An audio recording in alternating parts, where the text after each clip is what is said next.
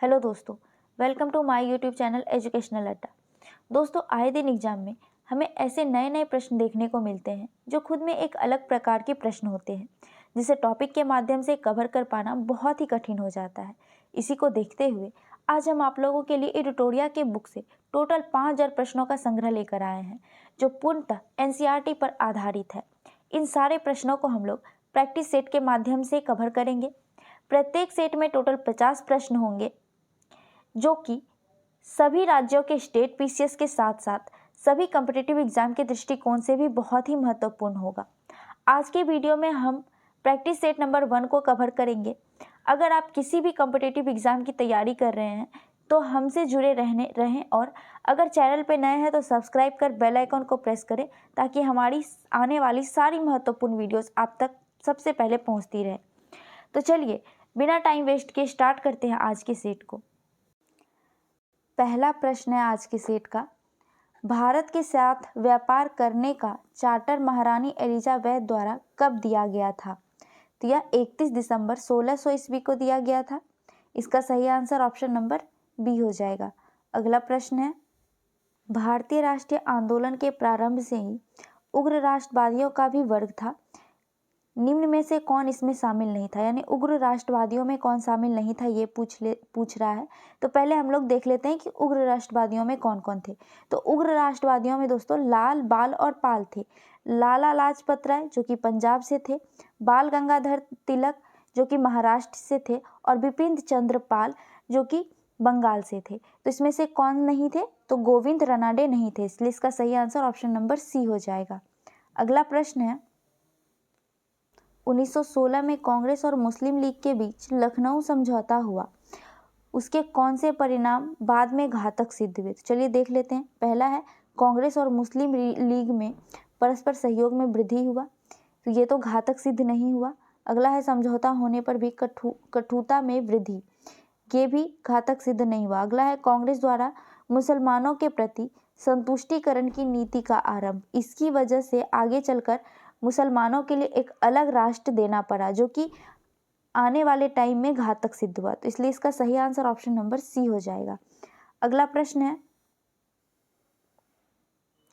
व्यक्तिगत सत्याग्रह किस governor general के काल में हुआ था? तो दोस्तों, व्यक्तिगत सत्याग्रह लॉर्ड लिथगो के टाइम पे 1940 ईस्वी में हुआ था। तो इसका सही आंसर ऑप्शन नंबर सी हो जाएगा, लॉर्ड लिथगो। व्यक्तिगत सत्याग्रह के जो पहले सत्याग्रही थे वो विनोबा भावे थे। अगला प्रश्न है,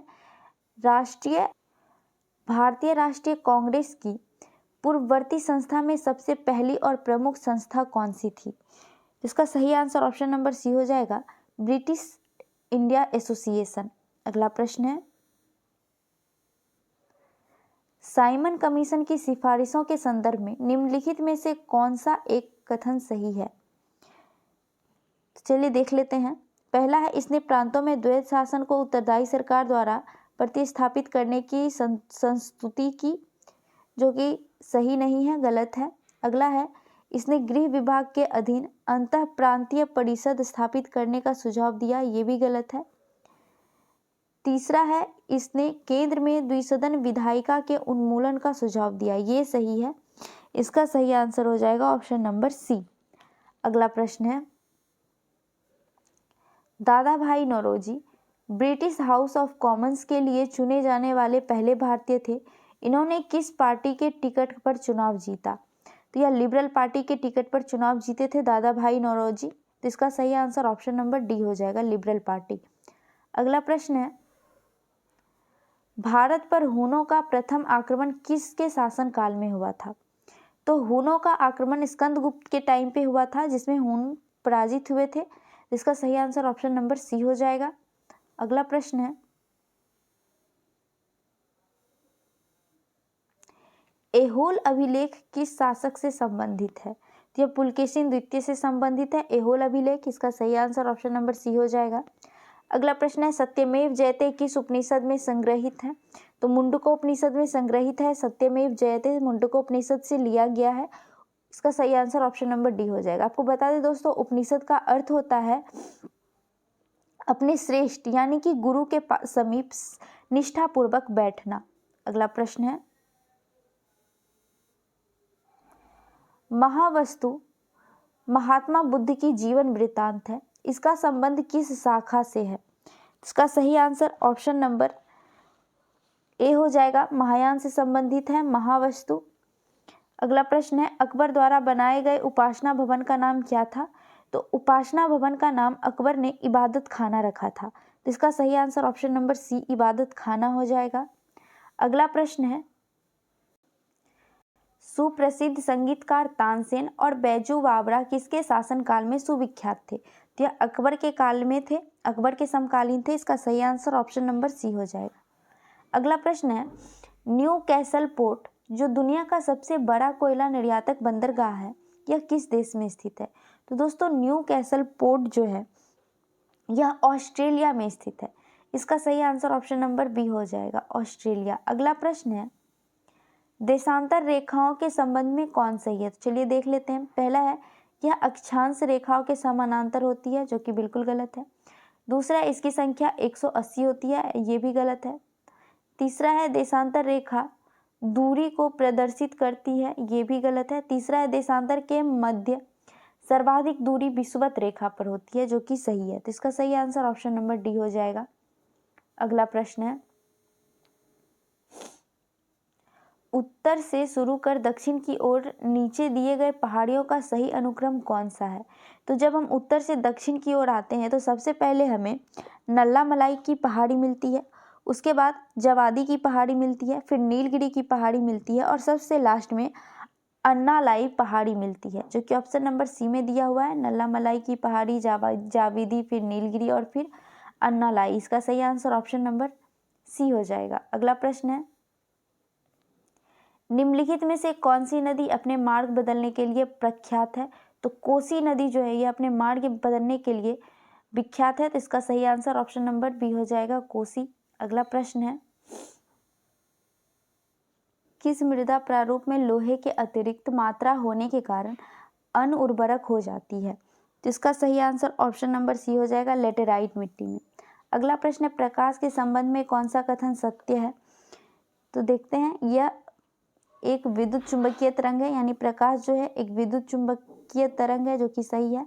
दूसरा है, यह एक कण प्रकृति है, ये भी सही है। यह ऊर्जा का एक रूप है, ये भी सही है। तो यानी इसका उपयुक्त सभी सही हो जाएगा। तो ऑप्शन नंबर डी इसका सही हो जाएगा आंसर। अगला प्रश्न है,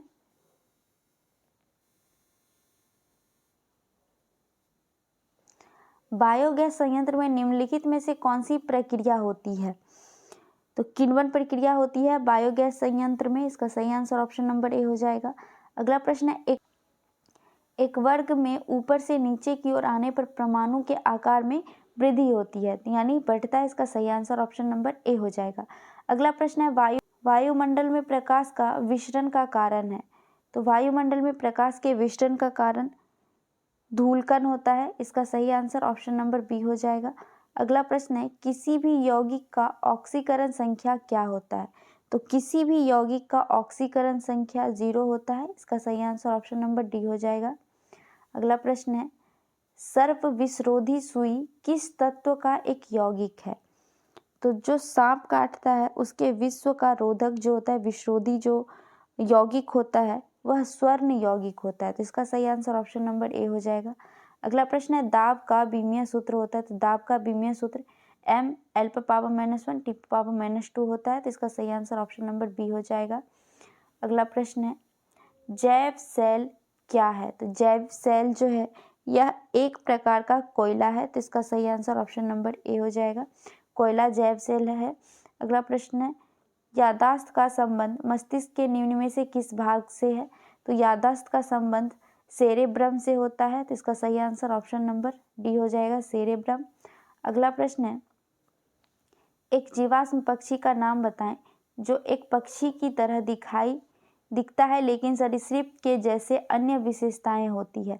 यानी दिखता तो पक्षी की तरह है लेकिन उसमें जो विशेषताएं होती है वह सरीसृप की तरह होती है।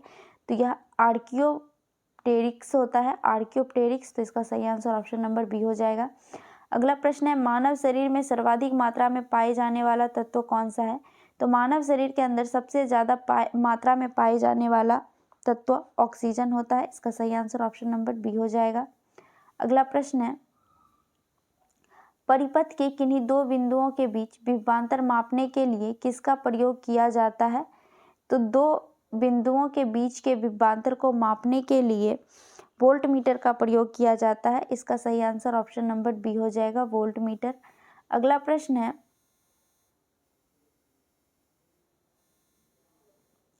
आपातकाल के दौरान मौलिक अधिकारों का निलंबन कौन कर सकता है? तो राष्ट्रपति कर सकता है। भारत का जो राष्ट्रपति होता है वो आपातकाल के दौरान मौलिक अधिकारों का निलंबन कर सकता है।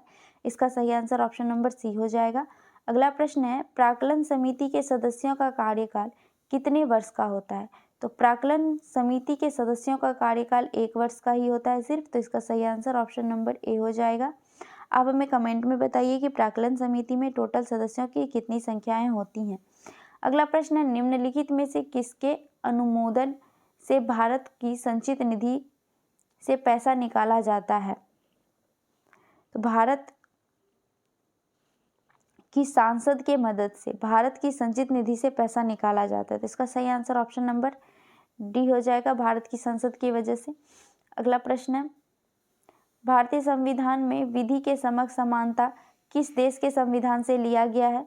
तो भारतीय संविधान में विधि के समक्ष समानता ब्रिटेन के संविधान से लिया गया है। इसका सही आंसर ऑप्शन नंबर डी हो जाएगा। अगला प्रश्न है, संविधान संशोधन प्रक्रिया संविधान के किस भाग में उल्लेखित किया गया है? संविधान संशोधन की प्रक्रिया भाग 20 में उल्लेखित किया गया है। इसका सही आंसर ऑप्शन नंबर डी हो जाएगा। अगला प्रश्न है, सूची 1 को सूची 2 से सुमेलित करना है। भाषा का उल्लेख जो कि 8वीं अनुसूची में है। दल बदल विरोधी अधिनियम यह 10वीं अनुसूची में है।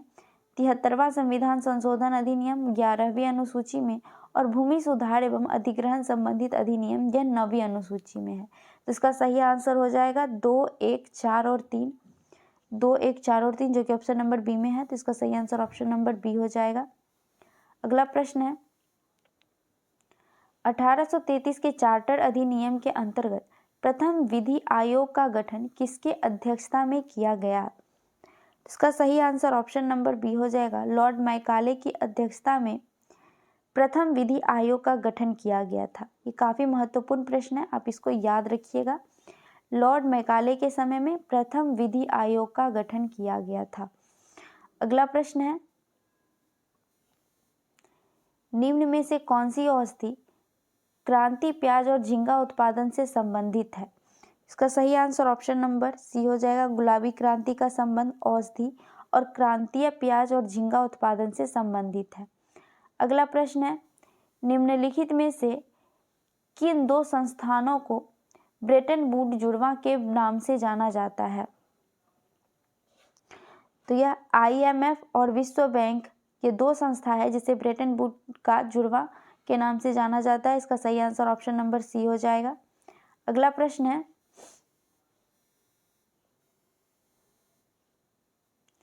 किस वर्ष भारतीय रिजर्व बैंक का राष्ट्रीयकरण किया गया था? तो राष्ट्रीयकरण पूछ रहा है, तो RBI का राष्ट्रीयकरण 1 जनवरी 1949 ईस्वी को किया गया था। तो इसका सही आंसर ऑप्शन नंबर बी हो जाएगा। लेकिन अगर आपसे पूछे कि RBI का गठन कब हुआ था, तो आपको याद रखना 1 अप्रैल 1935 ईस्वी को RBI का गठन हुआ था और राष्ट्रीयकरण 1949 ईस्वी को हुआ था। अगला प्रश्न है, हिंदू राष्ट्र का विचार मूलतः किसका है? तो हिंदू राष्ट्र का विचार मूलतः VD सावरकर का था। इसका सही आंसर ऑप्शन नंबर ए हो जाएगा, VD सावरकर। अगला प्रश्न है, भारत में आयकर है, तो भारत में आयकर प्रत्यक्ष और प्रगतिशील कर है। इसका सही आंसर ऑप्शन नंबर बी हो जाएगा। अगला प्रश्न है, कुचिपुड़ी किस राज्य का प्रसिद्ध लोक नृत्य है? तो दोस्तों कुचिपुड़ी आंध्र प्रदेश का प्रसिद्ध लोक नृत्य है। इसका सही आंसर ऑप्शन नंबर डी हो जाएगा। केरल का मोहिनीअट्टम और भरतनाट्यम ओडिशा का ओडिसी हो जाएगा। अगला प्रश्न है, हिमानी उत्तम परब का संबंध किस खेल से है? इसका सही आंसर हो जाएगा मलखम से। इसका ऑप्शन नंबर बी सही हो जाएगा। अगला प्रश्न है, निपख आंदोलन के प्रणेता थे, तो निपख आंदोलन के प्रणेता दादू दयाल थे। इसका सही आंसर ऑप्शन नंबर सी हो जाएगा। अगला प्रश्न है, द्रम का सिक्का किसने चलाया था? तो दोस्तों द्रम का सिक्का ग्रीक में चला था। इसका सही आंसर ऑप्शन नंबर ए हो जाएगा, ग्रीक। अगला प्रश्न है,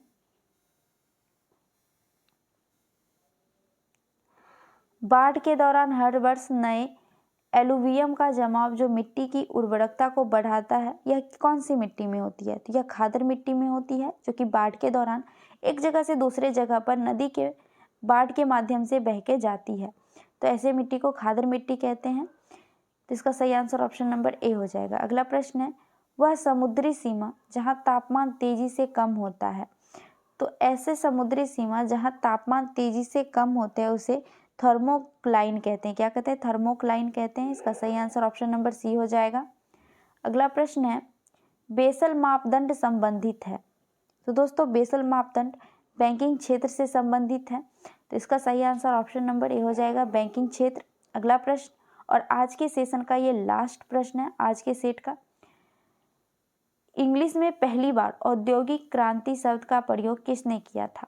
दोस्तों वीडियो कैसी लगी कमेंट में ज़रूर बताइएगा, अपने दोस्तों से शेयर कीजिएगा और आप लाइक ज़रूर कीजिएगा। दोस्तों आपके लाइक और शेयर से हमें मोटिवेशन मिलता है और भी अच्छी और नई वीडियोस बनाने का। तो इसका सही आंसर हो जाएगा ऑप्शन नंबर डी, अर्नाल्ड टायम्बी, जो कि पहली बार औद्योगिक क्रांति शब्द का प्रयोग किए थे। कौन किसने किए थे? अर्नाल्ड टायम्बी ने। तो दोस्तों हमारा आज का सेशन यहीं तक था। वीडियो कैसी लगी कमेंट में ज़रूर बताइएगा। मिलते हैं नेक्स्ट सेशन में नेक्स्ट सेट के साथ। जय हिंद।